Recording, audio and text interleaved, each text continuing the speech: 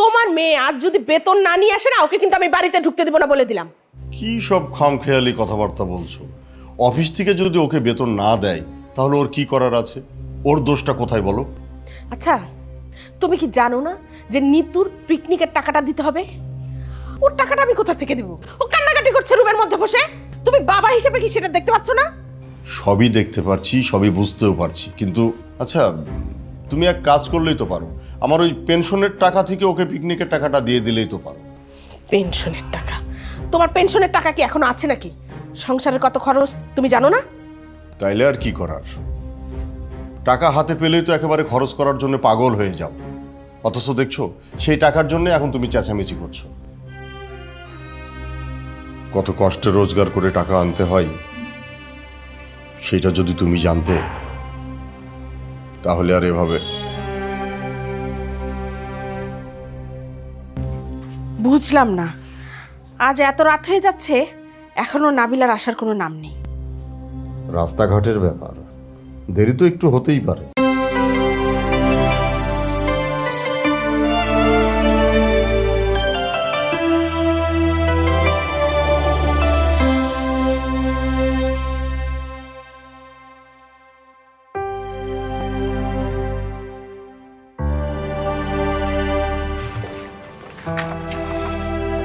কি ব্যাপার নাবিলা, মানে এখনো কাজ শেষ হয়নি? আরে বাবা, আমার হাতে আরো অনেকগুলো কাজ জমা পড়ে আছে, ওগুলো শেষ করবে কখন? শেষ করে ফেলছি ভাই, লাঞ্চের মধ্যে শেষ করে ফেলবো। তাড়াতাড়ি করো, স্যার যদি শুনে যে এখনো কাজ শেষ হয়নি অনেক রাগারাগি করবে। না ওই ফাইলটা না, শেষ করো তাড়াতাড়ি। ভাই একটা কথা ছিল। হ্যাঁ বলো। বেতনটা কি আজকে দিবে জানেন কিছু? মানে আমার টাকার একটু দরকার, আপনি যদি কথা বলে ম্যানেজ করে দিতেন আমার জন্য হেল্প হতো। আচ্ছা নাবিলা, তোমার কোন মাসে সমস্যা থাকে না বলো তো দেখি? প্রত্যেক মাসের 1 তারিখ হওয়ার আগেই মানে তুমি বেতনের জন্য পাগল হয়ে যাও। আজকে তো মাসের 5 তারিখ ভাইয়া।